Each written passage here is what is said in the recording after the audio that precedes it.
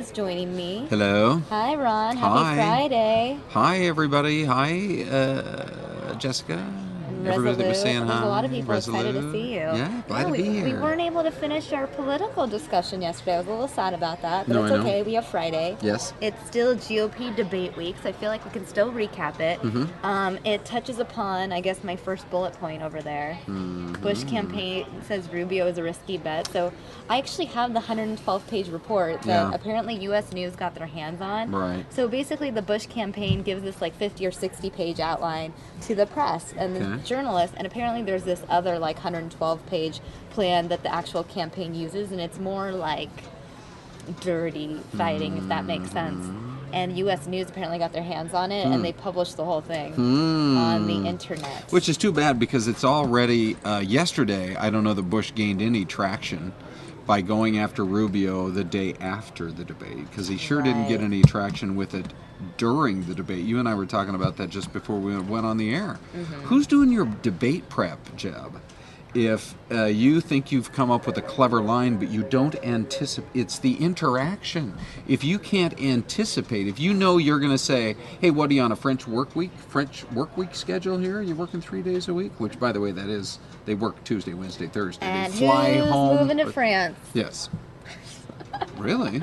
No, I don't know how to speak French. Oh, okay. But so the point being, if you're not ready for Rubio to come back with what seemed like a genuine response, which is, well, hold on. I mean, I never heard you criticize McCain for missing votes when he was running for president. Which, by the way, my understanding is that Obama, maybe McCain, Hillary Clinton, that several people have missed more votes than Marco Rubio has so far. So you got to be ready for the comeback, which is somebody's convinced you that attacking me is going to make you look better. And Zing. Bush was like, Let's watch. Should we watch that clip? do we have that? We do. Okay, watch this. This was awkward, and the awkwardness continues now, almost 48 hours. And I want to later. show you the page that blasts Rubio in the document too, Okay. since we have the real document. Dun, dun, dun, dun. There it is.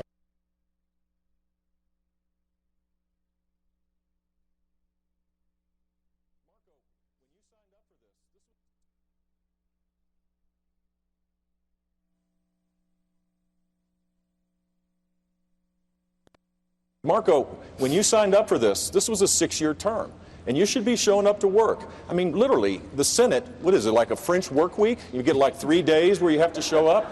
You can campaign or just resign and let someone else take the job. There are a lot of people living paycheck to paycheck in Florida as well. They're looking for a senator that will fight for them each and every day. You know how many votes John McCain missed when he was carrying out that furious comeback that you're now modeling it under? He wasn't my No, Jeb, I don't my remember. senator. Well, let me tell you, I don't remember you ever complaining about John McCain's vote record. The only reason why you're doing it now is because we're running for the same position, and someone has convinced you that attacking me is going to help you. Here's the bottom line. My campaign is going to be about the future of America. It's not going to be about attacking anyone else on this stage. Marco, SK. Yes. Can we go back to, it's playing, it's good, this is good, because I want to stop it at the key moment of the whole thing. This is a body language thing. Nobody's really Talking speaking, about it? So but what it's part? this moment is shortly, he's like, okay, so you signed up for this thing, if the people of Florida need, I'm doing bad lip reading now, people of Florida, hey, hold on Great a sec, video. I don't remember you getting on John McCain when he ran on this, okay. Now, can we actually hear it? Let's hear it for a sec. Can we? Yeah. Okay, because here's the moment. We'll keep our mics up, though. Oh, let me tell you, I don't remember you ever complaining about John McCain's vote record. Get The only ready to reason why stop. you're doing it now is Get because we're ready. running for the same position, and someone has convinced you that attacking me is going to help you. I've been. Here's the bottom line. My campaign And is stop. going to be about... Where he goes like this. Right here, he's thinking, I cannot believe I blew it again. You mean Jeb? Yes, that's exactly what he's thinking. He's like, oh, he went up to me on that one, and he's got the crowd on his side. I only got like 4 people to laugh at my funny line about a French work week, which I thought was so clever. You know what's interesting? You just gave me this idea, and I don't know if anyone on Twitter or on the internet already does this. You know, they have the bad lip reading. Yes. What about the mind reading? Like, we just take clips of people thinking, and it's Sure. like, what is Jeb Bush thinking Sure. here? And then we could just do a crazy Are you mashup. kidding? We could become our own internet meme with that type of thinking. That would be awesome. I Yeah. feel like that's what my plan is going to be this weekend. But- Actually, I have no time to. but Oh, do you not? Okay. Weddings. Again? You and your sorority sisters. What is happening? I wasn't in a sorority. You and your group of friends. You have what do you have? 850 friends coming out of Cali. You got to go back every other weekend for a wedding. Well, you know. I'm not complaining. I'm just people are, wanting to settle down. I know. They need to stop. I'm sure your mother is putting a little pressure on you. Oh, if you saw my interview with Adam Ray yesterday here, we talked about it. It was the top of the interview. Really? Somehow it was.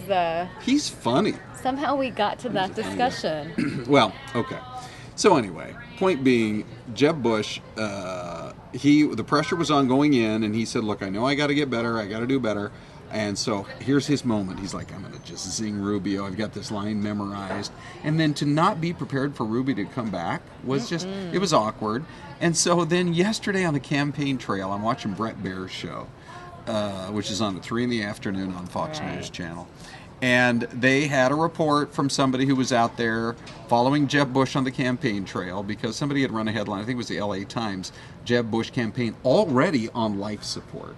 And he said, we're not on life support. We're doing just fine. We got more money than anybody else. And then the reporter asks, are you having fun? And he looks at her and goes, oh, yeah.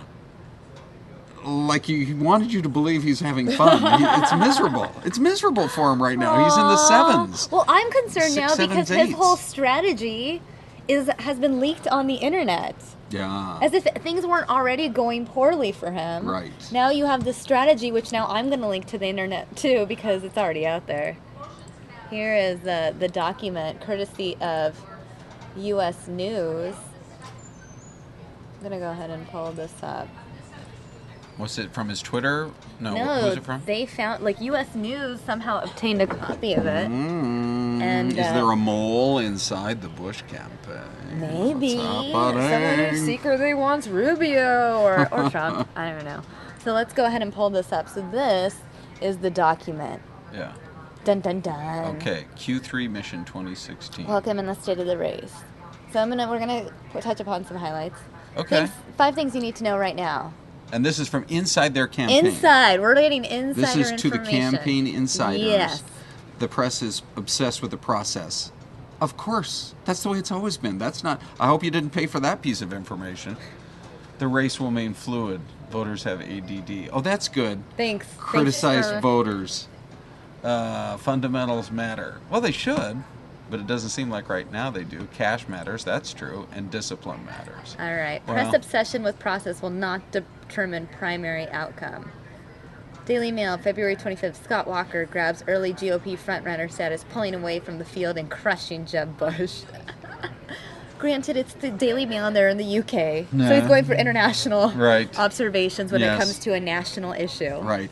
Joe Foley's over there saying, right on, Samia. You know what? Joe Foley has some great insight too, though. Oh, he does. Joe Foley's the viewer version of the Daily Mail. Yes. Joe is our everyday UK viewer here on News Now, so it's always great to get his perspective. That's for sure. Okay, so we have all of this. Voters haven't decided. I'm just going to kind of go through this. They're showing all these different things. They're referencing, situations in the past, like showing how much cash Jeb has, Marco Rubio has, what Romney and McCain had. That's interesting. Yeah. I hadn't seen that before. And the burn rate and expenses, that's actually quite interesting. There's a lot of stuff. Yeah.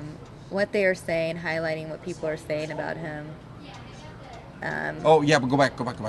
Okay, right here, George Will. His record in Florida was measurably more conservative than that of Ronald Reagan. Well, that's quoting him from June, because you know what George Will said last night on Bret Baier's show? He said, it's becoming increasingly obvious that the you'll find this really interesting, because George Will is a savvy political commentator, longtime Washington guy. He said, it's becoming increasingly obvious that the Republican Party's nominee will be a Cuban-American senator. Why Ted or Marco? Exactly. We just don't know if he's going to be from Texas or Florida. Time when we've eased relations with Cuba. Oh, there you are. Oh my God, Obama set this up. Everyone's going to be traveling to Cuba on vacation, voting for their Cuban president, eating plantains. I got a flyer in the mail about a week ago on a cruise to Cuba deal. So it's that I wonder if thing's we'll get already discounts happening. to Cuba, though, if we have a Cuban president. I'm all about travel deals. Yeah, I don't know. But anyway, so I mean, if you wanted to quote George Will, I'm sorry, that's from like 5 months ago. You quote him now, 4 months ago. You quote him now, and he's saying, I mean, people have all but put the nail in the coffin of the Jeb Bush campaign. Right. And Tess is making a point. June is a lifetime ago in a presidential campaign. Thank you, Tess. Jeb wins key segments. So basically, they have all these different graphs showing different things, details, blah blah blah. Well, I will say there's this one right here. Marco is a risky bet. Mm-hmm. So this is where they're showing people. These are the things they're going to attack in terms of Marco Rubio. Go ahead and read. Okay. Marco's tomorrow versus yesterday argument will be widely ridiculed by the media while running against the first woman president.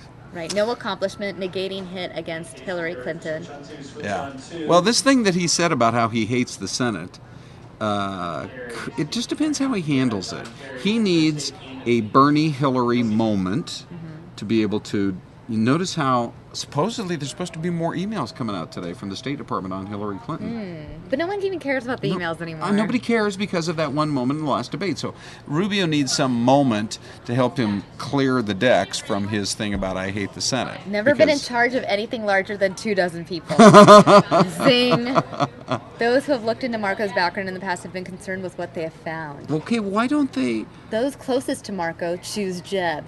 Yeah. Rubio only has one endorser from Florida's congressional delegation. Governor Bush has 11. Okay, but go back for just one sec. If never been in charge of anything larger than 24 people, that was a great line that Jeb Bush could have used. And then be ready for his comeback and then zing him again. You know, there was once a debate between Dan Quayle, who lives here in the Valley, who was George Bush's vice president. I remember that. And he was running against Senator Lloyd Benson, who was the Democrat that time around. And, you know, he used to say, I'm like Jack Kennedy. And Senator Lloyd Benson said, I knew Jack Kennedy. Jack Kennedy was a friend of mine. Senator, you're no Jack Kennedy. Now, somebody somewhere along the line should have said, hey, if you're going to keep using these Jack Kennedy references, Dan, who... you know, I think he's lived here in the Valley for a good 20 years or so, ever since leaving the White House, I believe. He should have, again, with the advisor, somebody's got to say, just in case you ever get challenged on that, here's the perfect comeback. But he didn't have it, and it so frequently in the debate, it's not the line, it's the comeback to the line. Right. Yeah. Marco hasn't received a single endorsement from a fellow senator. Governor Bush has been endorsed by 3 as well as 20 House members. Let's see. Experience matters. Rubio and Obama have strikingly similar profiles. First-time senators, lawyers, and university lecturers. Come on, guys. I've been saying this since 6 months ago. Served in part-time state legislatures for 8 years and had few legislative accomplishments and haven't shown much interest in the process of advancing legislation and getting results. Also, they're young and, fresh. There's that too. Did you hear that thing yesterday that Paul Ryan was the youngest Speaker of the House almost since Civil War times? That's crazy. Like 140 years. I missed that part. I know. So New cool. Hampshire polling. Trump, Carson, Bush. Change it. This is an interesting one I thought I saw, actually, this graph. Jeb taking Kasich voters in New Hampshire, under 45. So back in August, Jeb was down a couple points. They were 9-7, and now under 45, Jeb has 17, and Kasich down to 2. Moderates. This is also an interesting graph. Blue represents Kasich, red represents Bush. Poll numbers in Iowa. Jeb's image in Iowa improving nationwide. They have all these See, here's also interesting. Early polls are volatile. So this one points out that Obama didn't take first in Iowa until 1 month before the caucuses right here. Otherwise, the front runners were always Clinton and John Edwards. Then you have this one here. Obama doesn't take first national lead until after Super Tuesday. And I remember 8 years ago so clearly because one of the first places Obama came to just as a senator was to Arizona State. Can I just say something? Yeah. 3 slides ago or 4 slides ago, he's comparing when you compare someone to Obama as a bad thing. And now here we are, 4 slides later, acting as if he wants to be compared to Obama. Right. You know what I mean? Yeah, right. Well, Marco Rubio is like Obama, Right. but let's just say our campaign can be like Obama. That's good, Samia. You know, I'm like, Yeah. okay. Is he your friend or your enemy or your I friend don't- enemy? I don't know. Whatever works better for their campaign. That's a good point. But it is also a really valid point. Anybody who says he needs to drop out, which is the same thing with the New York Times. In that ill-timed editorial yesterday, when Chris Christie had the line of the night in the debate, Yeah. to then come out the next morning when he's looking pretty darn solid and say, now's the time for you to quit. That'll be the Awful. last Did they thing. write that before the debate? I think they If must they're- have. Then why didn't they? I mean, maybe it was already in print after before the debate had. Possibly. It's the only but thing I it can was- think of. It was not well timed. So, but the point being that whether it's Chris Christie, if the New York Times says, hey, bow out, Chris Christie's a smart enough politician to say, even the liberal media wants nothing more than to see me gone, and I'm not going anywhere. I mean, you could just, Chris Christie's going to say stuff like that. You know, you can almost get in the heads of some of these Right. guys. So, but the point is that it would be foolish for him to drop out. It actually would be foolish for Jeb Bush to drop out because he's got all this money before the first votes are cast.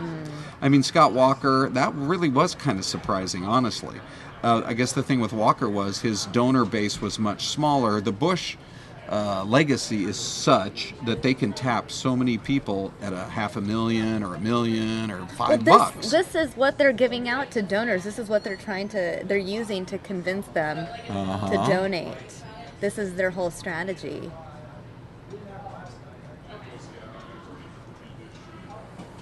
Yeah, well, he's definitely the establishment candidate. Bush brand popular in Iowa and New Hampshire. I guess the reason they're going after him is, the question is, will he remain the establishment candidate or will the establishment shift to a Cruz or a Rubio? Because the other three are outsiders, right? Fiorina, Trump, and Carson are all outsiders. So who's going to be the insider? Who's But going to who be is the also going to establishment? beat Hillary Clinton in the Clinton name? Correct. You have this slide then. Electability consistently beats Hillary Clinton in the polls, according to whatever polls he's using to make this slide. Well, that should matter to Republican Bush voters, more actually. presidential than Clinton. Because at the end of the day, Hillary Clinton, more than anything else, has name recognition and celebrity and fame and that sort of just being well known. How is she already getting all these celebrities? How is she what? getting Kim Kardashian and Because who walked out on the stage with her, Kim Kardashian Katy and her Perry? took a selfie together months ago, don't you remember? Right, and then Katy Perry walks out on the stage. She's already milking the Hollywood connection to reach the young voter. But the Democratic Party always makes the Hollywood connection. Correct. So that However. aside, I'm just saying, just in general, the generic American population who may not know a lot about politics knows the name Hillary Clinton. Yeah. Like you said, the only name they know just as much, Right. Donald Trump. In Yes, terms oh, of yes. just name recognition. Sure. Somebody actually said CNBC's numbers were the worst so far of any debate yet. Did you know that? I believe that. It It was got- also the worst of any debate yet. Yeah, I know. 14 million was the number, but that's with Donald Trump. You go back to 2012 or 8. I'm trying to remember the last time they had a debate. You know what their number was then? 3 million. The Trump factor. It's Plus, huge. people are really into this Well, there's election. also so many people running too. Yeah. And there's so many zings. And again, can I also say more people are watching just so they can partake in the hashtag on Twitter and social media. There's so many people that I follow or I'm connected to on Twitter that I wouldn't think normally would be invested in something like the Republican debate, the Okay. GOP debate. Okay. But next thing you know, especially for people, let's say in the entertainment field, comedians, they're watching it so that they can provide their comedic commentary. For example, I follow Aziz Ansari, and he was tweeting throughout the happy hour debate. Right. Like, I think he made the tweet, I don't know what I'm more embarrassed by, that I'm Indian like Bobby Jindal or that I'm from South Carolina like Lindsey Graham. And it was like, That's good. but I'm saying hashtag GOP debate. I think there's also that element of it. It's the number one hashtag on Twitter. Yeah. I think because of that, more people are almost inclined to watch a debate that they may not have watched 7 years ago when there was no Yeah. like forum for you to voice your voice. That's a really good point, Sami. I do think I the make lots social of good media, points, well, Ron. the social media aspect of this is something that every candidate needs to be right on top of. And here's what's so unique about this election: the Republicans are probably going to go with a younger guy. Rubio and Cruz, those two guys who seem to be now really rising after this latest debate. Right, they're both 44 years old. Right, I remember you and I talking about this because You and I had talked about how we were talking about how people look, and I remember you pointing out, like, look at Ted Cruz and look at Marco Rubio. How old does Ted Cruz look? How old does Marco Rubio look? And yet they're the same age. Yeah, It's just Cruz crazy looks to like think he's about. 50, and Rubio looks like he's 36. Yeah, and they're know. both 44, And they're right both in the 44. middle. So the youthful looks may still come back to kind of work a little So bit we're going to get a against Rubio. 44-year-old Cuban, is what you're saying. Actually, Cuban American. on the Republican side. Yeah. And then it's going to be You don't think Trump's going to get it? Well, you know, he's already not number one in the polls. There have been more polls now than just the one that we talked about. Besides Iowa, there was that national poll, CBS, New York Times, that had him up Carson up 4. And there's been at least another national poll that showed the same thing. And so, no, I think that history frequently repeats itself. And I think that Trump, as fun as he is to have in this campaign, and he's making it great. He really is. It's so entertaining. By the way, Trump is probably the #1 Halloween costume this weekend. I'm guessing. Sure, yeah. We had a story about a woman who does pumpkin carving, like large 250-pound pumpkins. Oh, we had the Trumpkin. And it was spectacular. The Trump pumpkin that she made. Did you see it? The painted one. Yes, right. The On her Trumpkin. doorstep? Yes, The yes, 200 yes. Okay, we yeah. had it on News Did Now you? a couple nights ago. Oh my gosh, yeah. All right, so he's a complete household word. But I think that not a lot of people, other than the fact that we're going to build a wall and China's going to pay for it, and we're going to deport everyone. We're going to build a wall to Mexico, and Mexico's going to pay for it. We're going to get those jobs back from China. Beyond that, I don't think people really know a lot about what his plan is. He wants to make America great again. That's what he wants to do. Yes, but Ben Carson comes out yesterday and says, "I have an idea," and this is so great because it's like the candidates against the party almost, because there's so many outsiders who are not beholden as much to the party. They're their own people, Carson, Trump, and Fiorina. Trump yesterday came out and said, and a lot of them have been actually very critical of the Republican committee. And Carson came out yesterday and said, I got an idea. Let's completely change these debate rules around. Let each person explain give them X amount of time to explain exactly what their plan is for fixing the country, and then answer a series of questions about that. Then go to the next person. Here's what I'm proposing, and then answer a series of. I don't know if he means from moderators or from the other candidates, but it's. It just raises the level to a whole different. I think it would be cool if there were other candidates firing back the questions. I think it would too. I think that'd be way better. We don't even need moderators then. Yeah, I know. I don't know. Just an idea. Yeah. There's another